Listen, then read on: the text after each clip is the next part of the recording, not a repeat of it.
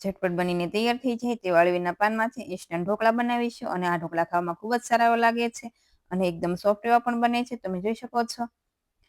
તો તેના માટે 5 થી 6 અળવીના પાન લીધા છે, તેને સારા પાણી વોશ કરી આ રીતે નાના ટુકડા કરી લીધા છે. અને હવે એક બાઉલ લઈ તેમાં 1 કપ ચણાનો લોટ અથવા બેસન સાથે 1/4 કપ જેટલો સૂજી અથવા રવો એડ કરીશું અને સ્વાદ પ્રમાણે નમક અને હવે થોડી ખાટી છાશ એડ કરતા જઈશું અને આ રીતે ઘટ એવું બેટર બનાવી લઈશું.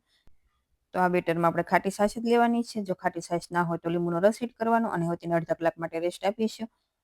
અને અડધા કલાક જેવું થાય એટલે અળવીના પાન ઝીણા કટ કરીને રાખ્યા તે એડ કરીશું. સાથે આદુ મરચાં ક્રશ કરેલા, લાલ મરચું પાવડર, હળદર પાવડર, ધાણા જીરું પાવડર અને 1 પિંચ જેટલી હિંગ એડ કરીશું.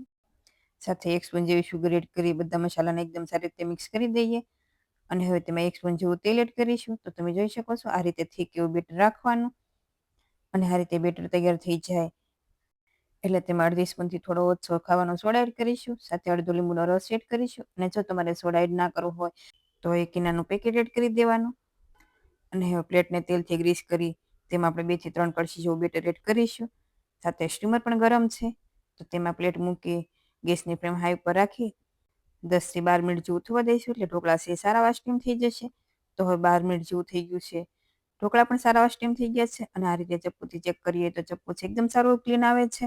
એટલે ઢોકળા છે આપણા પરફેક્ટ એવા તૈયાર છે.